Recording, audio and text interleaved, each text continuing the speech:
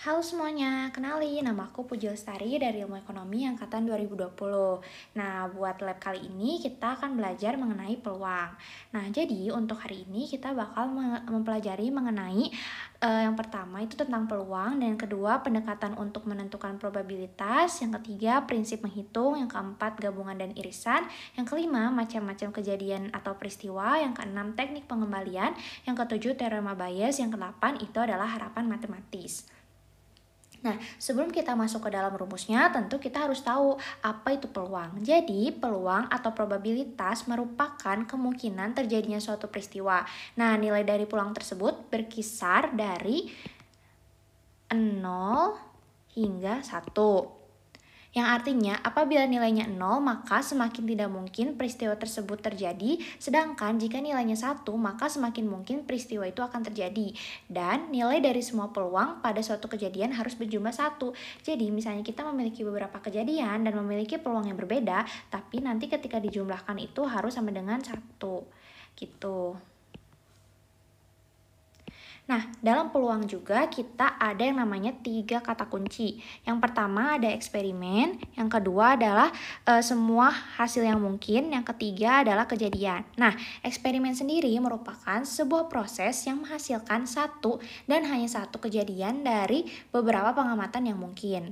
Dan yang kedua itu adalah hasil. Hasil adalah keluaran tertentu dari sebuah eksperimen, dan yang ketiga itu adalah kejadian yang merupakan kumpulan dari satu hasil atau lebih dari suatu eksperimen. Oke, nah contohnya kita ini akan melakukan eksperimen pelemparan dadu. Nah, beberapa hasil yang mungkin terjadi yaitu adalah mendapatkan angka 1, 2, 3, 4, 5, 6. Dan kejadian yang mungkin itu adalah mendapatkan angka yang sama, mendapatkan angka yang lebih besar dari 4, atau mendapatkan angka 3 atau kurang. Seperti itu. Nah, untuk subbab yang selanjutnya itu kita belajar mengenai pendekatan untuk menentukan probabilitas. Nah, dalam peluang terdapat 2 pendekatan untuk menentukan probabilitas. Yang pertama itu adalah objektif, dan yang kedua itu adalah pendekatan secara subjektif. Nah, yang pertama kita mempelajari tentang objektifnya terlebih dahulu. Untuk probabilitas objektif itu yang pertama ada probabilitas klasik. Nah, jadi probabilitas klasik itu adalah suatu probabilitas yang sudah dapat ditentukan besarnya sebelum percobaan dilakukan.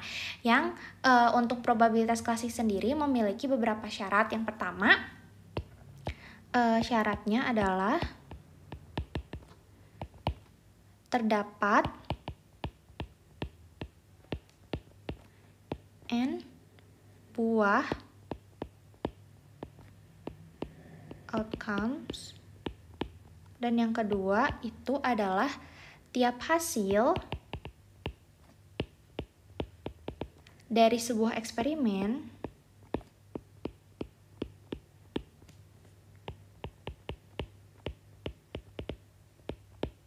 mempunyai kesempatan yang sama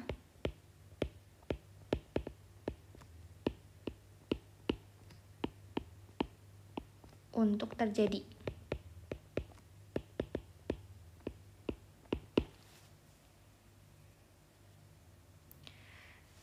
Nah, untuk kata kuncinya, jadi untuk probabilitas klasik itu tanpa kita melakukan percobaannya itu kita udah tahu probabilitasnya berapa. Contohnya misalnya ketika kita ingin melakukan percobaan dadu gitu. Nah, untuk rumusnya sendiri adalah PA atau peluang probabilitas kejadian A yaitu X per N, di mana X itu adalah jumlah hasil yang diharapkan dan N itu adalah jumlah seluruh hasil yang mungkin. Nah, ini contohnya yaitu sebuah eksperimen melempar dadu berisi 6 dilakukan. Berapa probabilitas kejadian sebuah angka genap itu muncul? Nah, ini tuh kan PA X per N. Nah, berarti X untuk kasus ini yaitu angka genap, berarti 2, 4, dan 6. Terus N-nya itu 6. Kenapa? Karena satu dadu itu memiliki 6 sisi atau 6 mata dadu. Nah, makanya untuk peluang sebuah angka genap muncul itu 3/6 atau 0,5. Nah, jangan lupa pakai kesimpulan, jadi probabilitas munculnya angka genap adalah 0,5. Oke, kan tadi kita udah belajar tentang probabilitas klasik. Nah, selain probabilitas klasik, dalam probabilitas objektif juga ada yang namanya probabilitas relatif. Probabilitas relatif sendiri merupakan suatu probabilitas yang bisa kita hitung besarnya jika percobaannya sudah dilakukan. Nah, beda sama klasik tadi, kalau klasik kan sebelum kita melemparkan mata dadu juga kita udah bisa hitung nih kira-kira berapa yang bakal keluar kalau misalnya kita pengen yang keluarnya itu angka genap atau angka ganjil dan seterusnya. Nah, tapi kalau probabilitas relatif itu kita harus melakukan percobaannya dulu, baru kita tahu probabilitasnya berapa. Untuk rumusnya sendiri adalah peluang kejadian A sama dengan FA dibagi N, di mana FA itu adalah banyaknya kemunculan suatu kejadian dan N adalah jumlah keseluruhan dari pengamatan. Nah, ini contohnya pada tanggal 3 Juli 1998, pesawat ulak-alik Columbia mengalami sebuah kerusakan dalam mesinnya sehingga mengakibatkan adanya peledakan terhadap pesawat tertentu. Ledakan ini adalah sebuah bencana atau kecelakaan yang kedua kalinya dalam 113 misi luar angkasa yang dilakukan oleh NASA. Berdasarkan informasi tersebut, dapatkah Anda menentukan berapa probabilitas misi mendatang yang akan berhasil? Nah, di sini ditulisinnya PA sama dengan 111 dibagi 113 sama dengan 0,98. Nah, ini tuh dari mana? Itu dari sini. Kan rumus awalnya itu sama dengan FA dibagi N. Nah, yang di sini kan ditanyakan adalah misi mendatang yang akan berhasil. Yang kita tahu yang misi keseluruhan misi itu ada 113, tapi 2 kalinya itu adalah gagal. Berarti FA berhasil sama dengan 113 dikurangi 2, yaitu yang gagal tadi. Nah, berarti yang berhasil itu ada 111. Nah, jadi berdasarkan pengalaman terdahulu, terdapat probabilitas sebesar 98% bahwa misi penerbangan luar angkasa NASA mendatang akan berhasil. Nah, yang selanjutnya tadi kan udah bahas tentang probabilitas dari sudut pandang objektif, sekarang dari sudut pandang subjektif yang merupakan kemungkinan atau probabilitas munculnya suatu kejadian tertentu oleh seseorang yang didasarkan atas informasi apapun yang tersedia. Nah, biasanya juga probabilitas subjektif itu menghitung probabilitas hanya dari sudut pandang seseorang saja gitu. Nah, contohnya seorang buruh meyakini bahwa terdapat probabilitas 0,2 untuk melanjutkan pendidikan ke tingkat yang lebih tinggi. Sedangkan probabilitas ini didasarkan pada pandangan seseorang yang tentunya akan berbeda dengan pandangan orang lain. Contohnya kan kalau misalnya buruh, dia tuh yakin atau berkata bahwa peluang kalau misalnya dia bisa melanjutkan pendidikan yang ke tingkat yang lebih tinggi itu 0,2. Nah, beda lagi kalau misalnya kita tanyanya ke PNS. Karena mungkin sudut pandang dia yang berbeda atau dari faktor-faktor contohnya pendapatan dan segala macamnya itu, dia bisa aja bilang kalau misalnya probabilitas dia melanjutkan ke perguruan tinggi itu 0,5. Jadi hanya sebatas dari sudut pandang seseorang saja. Jadi hasilnya itu bisa beda-beda tergantung kita bertanya ke siapa kayak gitu. Nah, terus ada yang namanya prinsip menghitung. Yang pertama, itu ada yang namanya rumus perkalian. Rumus perkalian digunakan jika terdapat M cara untuk melakukan suatu hal dan N cara untuk melakukan hal lainnya. Nah, maka terdapat M dikali N cara untuk melakukan keduanya. Terus yang kedua itu adalah rumus faktorial. Rumus faktorial sendiri merupakan rumus yang digunakan untuk mengetahui berapa banyak cara yang bisa dihasilkan dari N objek yang berbeda. Nah, contohnya, bila terdapat 6 pengunjung yang ingin membeli tiket masuk museum, berapa cara antrian yang bisa dilakukan? Kan ada 6 pengunjung, kita mau buat susunan nih. Nah, berarti bisa pakai N faktorial. N faktorial dari 6 faktorial sama dengan 6 dikali 5 dikali 4 dikali 3 dikali 2 dikali 1, hasilnya 120. Nah, ini tuh dari mana? Yaitu dari rumus yang ini. di mana n faktorial yaitu n dikali n-1 dikali n-2 dan seterusnya. Nah, berarti terdapat 720 cara antrian yang bisa dilakukan jika kita menggunakan rumus faktorial. Nah, selanjutnya untuk prinsip menghitung itu ada yang namanya rumus permutasi. Nah, rumus permutasi sendiri merupakan rumus yang digunakan untuk menghitung susunan apapun dari R objek yang dipilih dari sebuah kelompok objek. Permutasi sangat memperhatikan susunan letak dari objek. Kenapa? Makanya di sini ditulisin AB tidak sama dengan BA. Rumus permutasi sendiri merupakan permutasi R dari N objek adalah N faktorial dibagi N dikurangi R lalu difaktorialkan. Di mana N faktorial merupakan jumlah seluruh objek dan R faktorial merupakan jumlah objek yang dipilih. Nah, contohnya STA memiliki 8 mesin tetapi hanya memiliki 3 ruangan. Untuk menyimpan mesin tersebut, dalam berapa cara berbeda 8 mesin tersebut dapat disusun dalam 3 ruangan yang tersedia. Nah, berarti peluang atau permutasi 8 dari 3 sama dengan 8 faktorial dibagi 8 dikurangi 3 faktorial, yaitu sama dengan 8 faktorial dibagi 5 faktorial. Nah, di sini kenapa cuman sampai 8, 7, 6, 5 enggak 4, 3, 2, 1? Karena kan di sini 5 faktorial kan, jadi itu sama aja. 8, 7, 6, 5.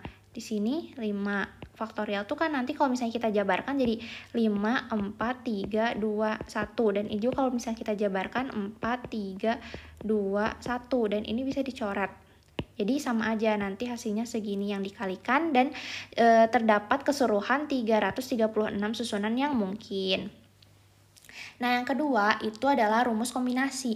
Rumus kombinasi sendiri memiliki konsep yang sama nih, sama kayak permutasi tadi. Jadi intinya kita ingin menghitung beberapa cara untuk menyusun, tapi berbeda dengan rumus permutasi. Kalau di rumus kombinasi ini kita tidak memperhatikan susunannya. Jadi A, B sama dengan BA. Jadi bisa dibulak-balik gitu. Nah, rumusnya kombinasi R dari N sama dengan N faktorial dibagi N dikurangi R terus difaktorialkan, terus dikali sama R faktorial itu sendiri.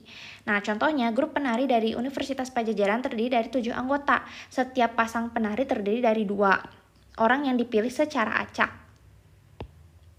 Berapa banyak pasangan penari yang dapat dibentuk? Berarti kombinasi 2 dari 7 yaitu 7 faktorial dibagi 7 dikurangi 2 faktorial dikali 2 faktorial. 7 faktorial dibagi 5 faktorial dikali 2 faktorial. Hasilnya 21. Nah, jadi terdapat 21 pasangan penari yang dapat dibentuk. Itu. Nah, untuk subbab selanjutnya itu kita belajar tentang gabungan dan irisan. Nah, kenapa kita belajar gabungan dan irisan? Karena suatu kejadian itu dapat dipandang sebagai komposisi dari 2 atau lebih kejadian. Yang kejadian seperti ini sering disebut dengan kejadian campuran yang terdiri dari irisan dan juga gabungan. Kalau misalnya gabungan sendiri, ini ilustrasinya yang di sebelah kanan, di mana gabungan dari kejadian A dan B adalah kejadian yang muncul dengan A atau B atau keduanya pada satu tindakan dalam sebuah eksperimen dilambangkan dengan A gabungan B. Sedangkan irisan adalah irisan dari 2 kejadian A dan B adalah kejadian yang muncul dengan A dan B terjadi pada satu tindakan dalam eksperimen yang dilambangkan dengan A irisan B. Contohnya misalnya, ada himpunan A. Himpunan A itu terdiri dari huruf A, I, U, E, O. Dan himpunan B itu terdiri dari huruf A, B, C. Berarti A gabungan B itu merupakan A, B, C, I, U, E, O. Sedangkan A irisan B itu adalah A aja. Jadi kalau misalnya gabungan itu dari kedua himpunan itu disatukan, kalau misalnya irisan kita cari nih mana yang saling beririsan atau sama. Nah, si yang irisan itu kan di sini contohnya A aja ya, berarti nilai A itu ada di sini kayak gitu. untuk irisan dan gabungan. Nah, selanjutnya itu kita belajar tentang macam-macam kejadian atau peristiwa. Yang pertama itu adalah kejadian terpisah. Kejadian terpisah merupakan munculnya satu kejadian yang mengakibatkan tidak ada satupun kejadian lainnya yang terjadi pada waktu yang bersamaan. Nah, untuk rumusnya sendiri adalah PA gabungan dari B sama dengan PA ditambah PB. Dan gambar ilustrasinya itu adalah A dan B itu berpisah karena kan kejadiannya itu pada waktu yang berbeda. Contohnya, sebuah keranjang berisi 12 buah mangga, 9 buah jeruk, dan 3 apel. Jika diambil satu buah secara acak dari keranjang, berapa probabilitas terambilnya itu buah mangga atau jeruk? Ya. Nah, yang pertama kita hitung dulu. Kan tadi tuh peluang A itu X per N ya. Nah, berarti di sini tuh jumlah N-nya itu sama dengan 12 ditambah 9 ditambah 3, itu secara keseluruhan yang berarti 24. Nah, untuk mangga itu berarti 12 dibagi 24. Kenapa? Karena di sini ada 12 buah mangga. Ditambah buah jeruknya itu ada 9. 9 ditambah 24. Hasilnya 21/24 atau 0,875. Nah, jadi probabilitas terambilnya buah mangga atau jeruk adalah 87,5%. Kayak gitu. Nah, mungkin keywordnya kalau misalnya di sini ada kata atau, itu berarti pakainya ditambah. Kayak gitu. Nah, selanjutnya itu adalah kejadian tidak terpisah. Kejadian tidak terpisah itu ilustrasinya ada irisan di tengah-tengah antara A dan B-nya. Nah, rumusnya sendiri adalah PA gabungan B sama dengan peluang A ditambah peluang B dikurangi peluang A irisan B yang ini.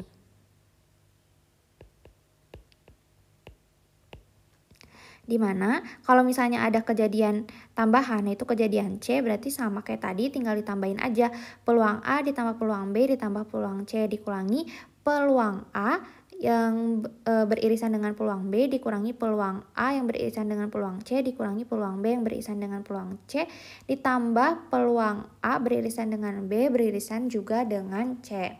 Kayak gitu. Nah, mungkin ke contoh soalnya, yaitu sepasang dadu dilemparkan satu kali.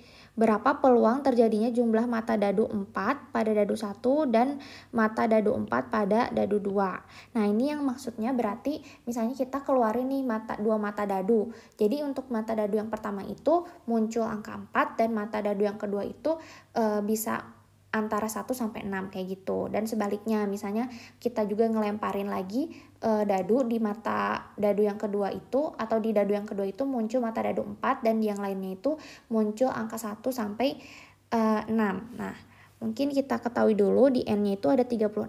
Kenapa? Karena kan dadu itu punya 6 sisi atau 6 mata dadu. Nah, kita itu pakainya sepasang, berarti 6 pangkat 2 yang artinya 36.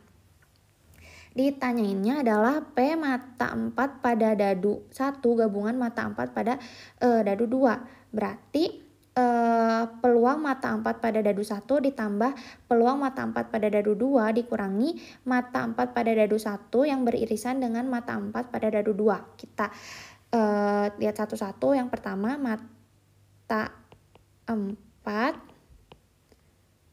dadu 1 gitu ya. Nah, berarti ini tuh angkanya 4 kan di dadu pertama, sama berarti 1 di dadu kedua, terus 4, 2, 4, 3, 4, 4, 4, 5, 4, 6. Nah, itu maksudnya ini yang pertama itu dadu 1. Ini yang kedua dadu 2. Oke, nah yang pertama udah, terus yang keduanya peluang mata 4 pada dadu 2.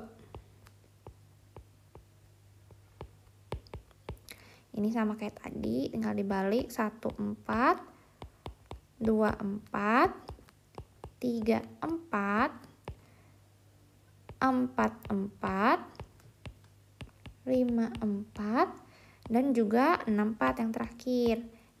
Berarti ini tuh sama dengan 6, ini juga sama dengan 6. Nah, habis itu P mata 4 pada dadu 1 yang merupakan irisan mata 4 pada dadu 2. Irisan kan kita udah belajar, kita cari yang sama nih. Gabungannya itu adalah 4 sama 4. Ternyata ada 1 yang beririsannya. Berarti tinggal masukin aja ke dalam rumusnya yang merupakan 6 dibagi 36 ditambah 6 dibagi 36 dikurangi 1/36. Hasilnya 11/36. Jadi peluang terjadinya mata 4 pada dadu 1 atau mata 4 pada dadu 2 dari sepasang dadu yang dilemparkan satu kali sebesar 11/36 gitu. Nah, yang selanjutnya itu adalah kejadian bebas. Kejadian bebas merupakan munculnya suatu kejadian tidak dipengaruhi oleh kejadian yang lain atau bisa dikatakan bahwa kejadian A dan B terjadi pada waktu yang berbeda. Nah, untuk kejadian bebas itu kita pakainya irisan. Di mana peluang A irisan B merupakan peluang A dikali peluang B. Nah, kalau misalnya ada kejadian lain yaitu kejadian C, sama aja tinggal dikali sama peluang C-nya. Contoh soalnya itu sebuah kotak diisi dengan 5 buah bola merah, 10 biru, dan kemudian kita disuruh ambil 3 buah bola secara random. Berapa peluang terambilnya 1 buah bola merah dan 2 buah bola biru bila cara pengambilannya dengan pengembalian? Nah, maksudnya di sini pengembalian, jadi kan kita disuruh ngambil 3. Nah, kita ambil dulu nih 1 bola yang pertama. Pas udah kita tahu warnanya apa, kita kembaliin lagi ke dalam kotak. Jadi, selama proses pengambilan sampai ke bola ketiga itu jumlah bola dalam kotak itu tetap sama, yaitu jumlahnya ada 15, di mana 15 itu adalah 5 merah dan 10 biru. Nah, di sini diketahui 5 merah, 10 biru, dan N-nya 3. Kenapa 3? Karena kita cuma mau ngambil 3 bola aja. Yang ditanyakannya itu P 1M irisan 2B bila cara pengambilannya dengan pengembalian. Jawabannya kombinasi terambilnya 1 merah dan 2 bola biru dari 3 bola yang diambil sebanyak. Jadi sebelum kita hitung peluangnya masing-masing, kita cari dulu nih kombinasi yang bisa antara 1 merah dan 2 biru itu gimana aja. Nah, di sini kita cari kombinasinya pakai cara yang tadi. Berarti kombinasi 1 dari 3 sama dengan 3 faktorial dibagi 3 dikurangi 1 faktorial dikali 1 faktorial. Dapat nih hasilnya 1. Oke. Nah, berarti kita punya 3 kombinasi dari 3 bola tersebut. Yang pertama ada merah, biru, biru, terus ada biru, merah, biru, dan yang terakhir ada biru, biru, merah gitu ya. Nah, lambang dari irisan ini bisa ditulis atau bisa enggak. Kalau enggak berarti kayak gini. Gitu. Nah, terus kita hitung satu-satu nih. Yang pertama, kita hitung peluang ketika kombinasi yang pertama itu adalah merah, biru, biru. Berarti kita hitung peluang merah dikali peluang biru ke-1 dikali peluang biru yang kedua. Oke.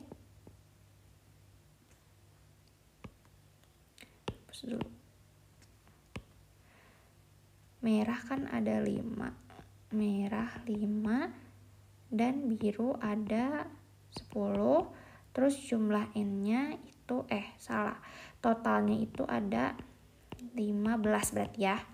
Nah, berarti merah yang pertama itu 5/15. Jadi kita mau cari peluang 5/15 dikalikan 10/15 untuk biru pertama dikali 10/15 juga sama. Nih, untuk pembaginya tetap 15. Kenapa? Karena pakai pengembalian. Dapat nih hasilnya 4/27. Terus kita hitung kombinasi yang kedua yaitu biru, merah, biru. Kita kaliin biru dikali merah dikali biru. Birunya itu 10/15, merahnya 5/15, biru lagi 10/15. Hasilnya sama 4/27. Terus kombinasi yang terakhir peluang dari biru, biru, merah. Berarti hitung dulu nih, yang biru 10/15, biru yang kedua 10/15, dikali merah 5/15, hasilnya 4/27. Terus kita gabungin semuanya. Berarti peluang 1 merah beririsan dengan 2 biru yaitu 12/7, yaitu ditambah dari 4/27 ditambah 4/27 ditambah 4/27, hasilnya 12/47, atau kalau kita sederhanakan jadi 4/9.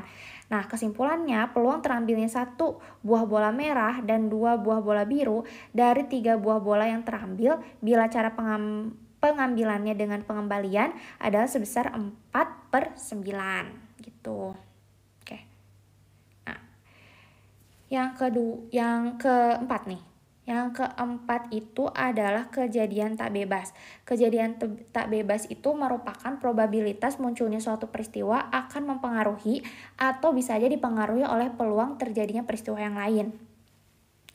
Untuk rumusnya sendiri adalah PA, ini juga irisan PA irisan B sama dengan peluang A dikali peluang B setelah A. Yang ini, peluang B setelah A. Jadi B dulu yang dibaca, berarti B dulu kejadian B, habis itu baru kejadian A, kayak gitu. Nah, kebalikannya misalnya peluang B irisan A, berarti peluang B dikali peluang A setelah B, kayak gitu. Nah, ini untuk peluang A irisan B dan C, berarti kita hitung satu-satu. Yang pertama untuk A, peluang A dikali peluang B setelah A, lalu dikali peluang C setelah peluang A dan B, gitu. Terus yang untuk peluang B, berarti peluang B dikali peluang A setelah B dikali peluang C setelah B dan A yang udahnya. Terus yang C kita hitung juga, peluang C sama dengan peluang C dikali peluang A setelah C dikali peluang B setelah CA. Nah, untuk contohnya sebuah kotak diisi dengan 5 buah bola merah, ini yang persis yang tadi, 10 biru, dan kita mau ngambil 3 nih bola secara random, dimana terdiri dari 1 merah dan 2 biru. Tapi di sini cara pengambilannya tanpa pengembalian. Kalau misalnya tadi kita udah ngambil bola nih, kita tahu warnanya, kita kembaliin lagi ke kotak. Kalau ini enggak, kita udah ngambil 1 bola, oh warnanya merah, habis itu kita simpan, yang berarti jumlah bola di dalam kotak itu berkurang dong, gitu, seiring dengan pengambilan bola yang kita lakukan. Nah, diketahui kotak berisi 5 merah, 10 biru dengan N-nya 3. Ditanyakan 1M irisan 2B bila cara pengambilannya tanpa pengembalian. Terus kita cari dulu kombinasinya gitu, yang terambil dari 1 merah dan 2 biru itu segimana sih kombinasinya.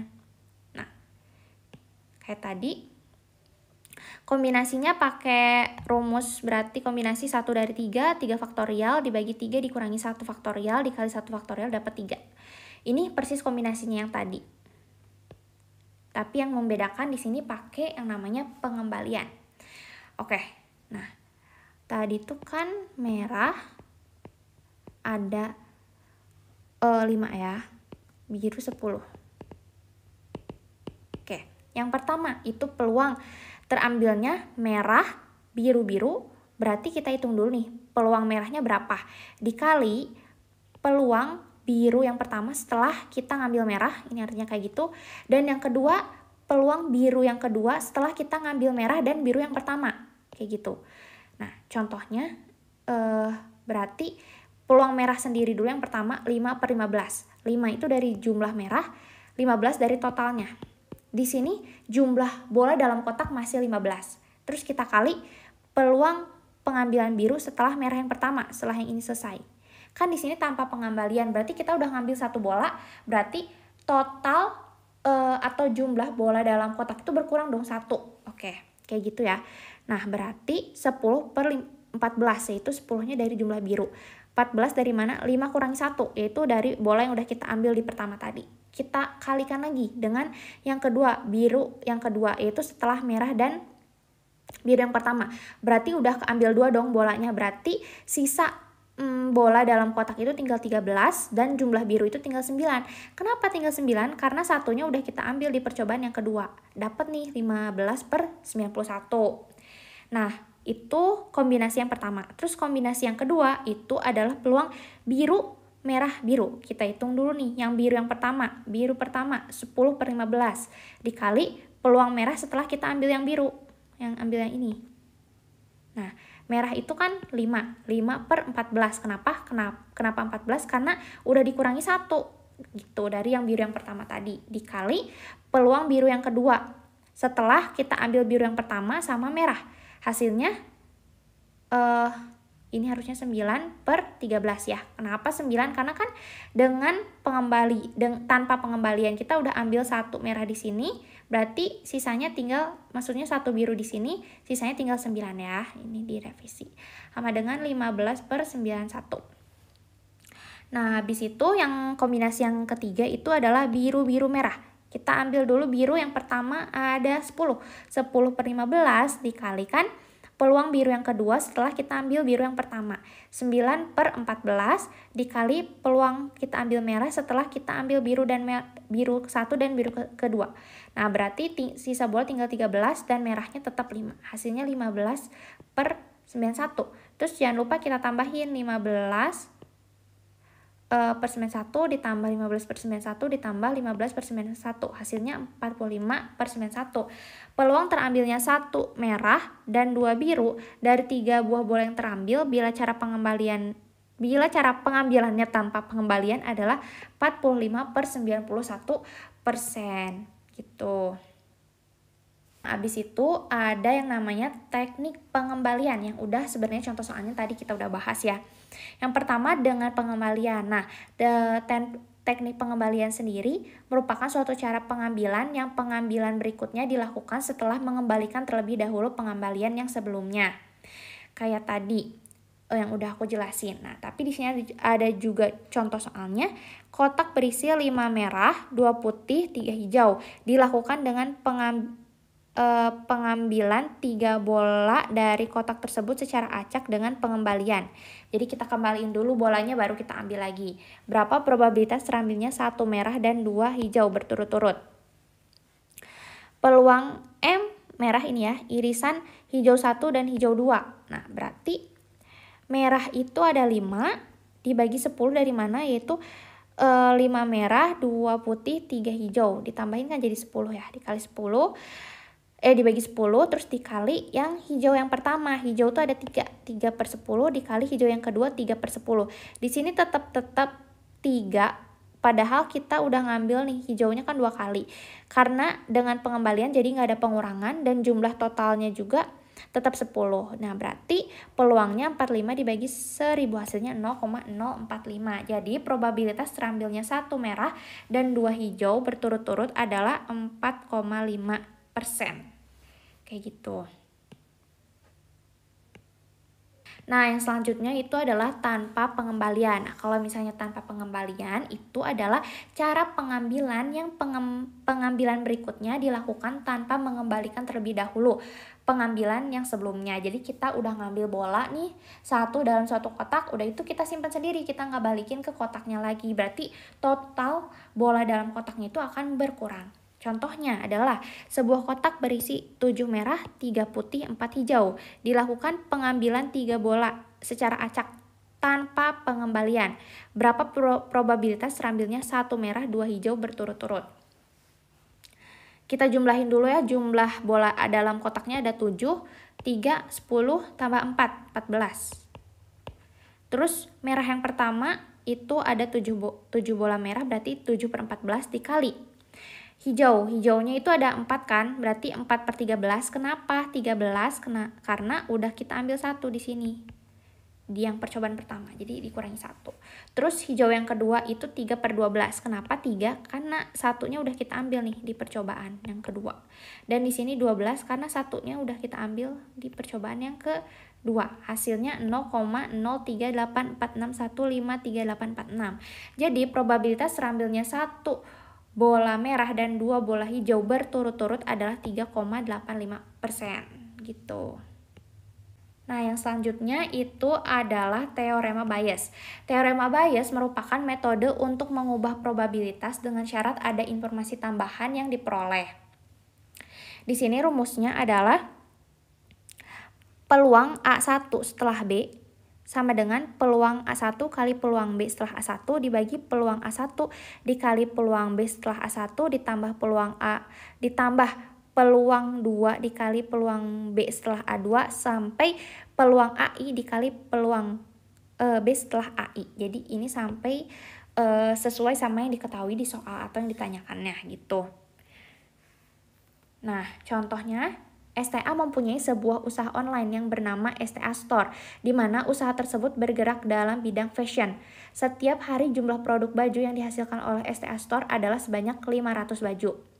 Di mana produk tersebut hanya dibuat oleh 4 mesin jahit saja, yaitu mesin A, B, C, dan D. Secara rinci, mesin dapat menghasilkan 20%-nya itu adalah baju dari A, 30% B, 15% C, 35% D gitu.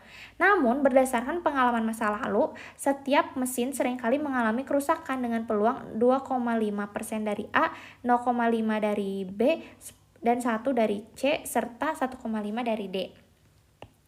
Nah, kalau misalnya kita ingat-ingat lagi tadi teorema Bayes merupakan metode untuk mengubah probabilitas dengan syarat ada informasi tambahan yang diperoleh. Nah, probabilitas yang utama itu yang ini. 20, 30, 15, dan 35. Dan informasi tambahan adalah informasi kerusakan yang dihasilkan oleh masing-masing mesin. 2,5, 0,5, 1, dan 1,5 gitu. Nah, yang ditanyakannya apabila suatu hari STA hendak mengambil satu baju dari seluruh hasil baju yang diproduksinya, dan seandainya baju yang STA peroleh ternyata rusak nih, berapakah peluang bahwa kerusakan tersebut dari mesin B gitu. Nah, yang pertama kita tulis dulu A1 itu adalah baju yang dibuat oleh mesin A, A2 itu mesin B, A3 mesin C, A4 mesin D, dan B itu adalah baju yang rusak atau ini tuh namanya informasi tambahan.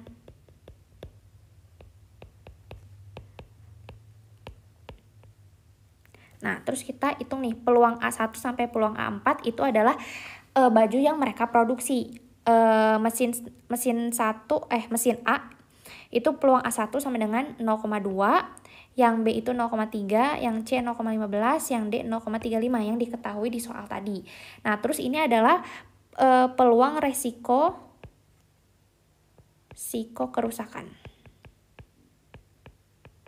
dari masing-masing mesin. Untuk mesin yang pertama itu kerusakannya 0,025, mesin kedua atau mesin B 0,005, mesin C 0,01, mesin D 0,015. Nah, tadi pertanyaannya kan berapa sih peluang kalau misalnya yang rusak itu kaosnya dari mesin B. Nah, berarti kita bisa hitung nih. Peluang kaos yang diproduksi oleh mesin B setelah kita tahu informasi mengenai kerusakannya berarti sama dengan peluang A2 dikali peluang B setelah A2 dibagi peluang A1 dikali peluang B setelah A1 ditambah peluang 2 dikali peluang B setelah A2 dikali peluang A3 dikali peluang B setelah A3 ditambah peluang A4 dikali peluang B setelah A4. Nah, ini di sini kenapa sampai 4? Karena peluangnya itu dari 4 mesin ya.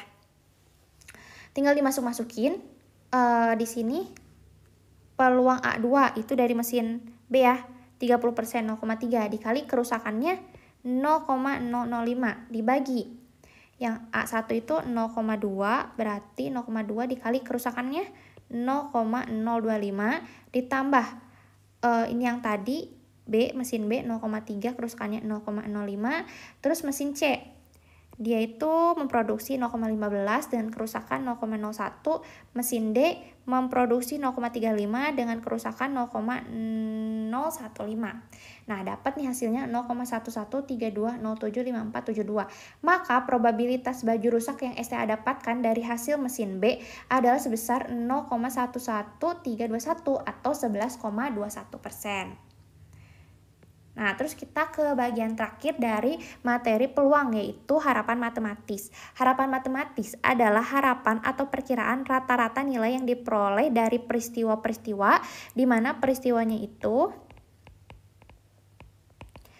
adalah AI, A2, titik-titik-titik sampai AN. Nah, di mana peristiwanya itu bersifat independen dan peluang terjadinya peristiwa tersebut masing-masing dilambangkan dengan P. Peluangnya adalah P1, P2, dan Pn. Nah, rumusnya sendiri adalah ME atau harapan matematis sama dengan sigma PI dikali XI, di mana ME adalah nilai harapan matematis, PI adalah probabilitas terjadinya kejadian, XI adalah besarnya nilai kejadian. Nah, contoh soalnya adalah sebuah perusahaan skincare ingin melakukan ekspansi operasional, maka perlu diadakan pemilihan tempat baru untuk mendirikan cabang perusahaan tersebut. Andaikan Kota Jakarta memiliki keuntungan sebesar 100.500.000 dengan probabilitas 0,65 nih, probabilitas keuntungannya. Dan modal yang digunakan sebesar 45 juta. Nah, untuk Kota Jogja dibutuhkan modalnya sebesar 33 juta dengan probabilitas keuntungan 0,6 yang besarnya itu sebesar 100 juta. Di manakah sebaiknya perusahaan skincare tersebut membuka cabang? Nah, kita harus bandingkan nih mana nilai keuntungan yang paling tinggi, probabilitasnya di mana gitu. Nah, kita tulis dulu diketahui P1. Ini itu untung untuk informasi untung dan ini tuh rugi. Tuh. Nah, untuk Kota Jakarta peluang untungnya kan 0,5. Berarti peluang ruginya 0,35 dari mana? Kan tadi udah sempat dibahas di slide paling awal kalau misalnya jumlah dari probabilitas itu sama dengan 1, di mana probabilitas itu terdiri dari P dan Q atau peluang sukses dan gagal yang sama dengan 1. Nah, di sini untungnya 0,65, berarti ruginya atau gagalnya itu tinggal 1 dikurangi 0,65, hasilnya 0,35. Terus XI itu adalah jumlah keuntungan yang diperkirakan 100.500.000 dan X2-nya itu minus 45.000 dari mana? Yaitu kerugian. Kerugiannya di sini dihitung sejumlah modal yang dia keluarkan. Jangan lupa pakai tanda minus. Terus Jogja juga sama, peluang untungnya 0,6 dengan XI-nya atau total keuntungannya itu 100 juta. Di mana kerugiannya itu 0,4 yaitu dari 1 dikurangi 0,6. Dengan total kerugian sebanyak modal 33 juta, jangan lupa pakai minus. Nah, berarti harapan matematis antara Kota Jakarta dan Jogja itu caranya gimana? Yaitu kita tinggal kali nih. Untung, peluang untung dengan nilai untungnya berapa gitu ya. Terus ini peluang rugi dikali sama nilai kerugiannya berapa.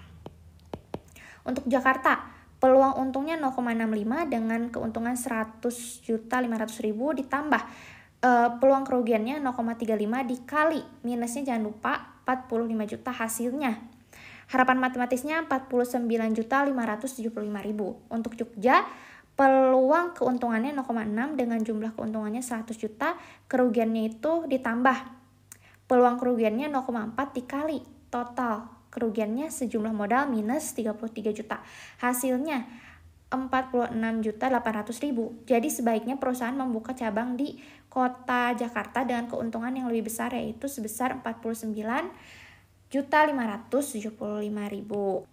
Untuk materi peluang itu udah sampai tadi di harapan matematis. Jangan lupa ketika nanti ngejawab post testnya itu ditulis, diketahui, ditanyakan dan dijawabnya. Dan kalau misalnya ada pertanyaan yang kurang jelas dari materi ini boleh ditanyakan ke TA masing-masing.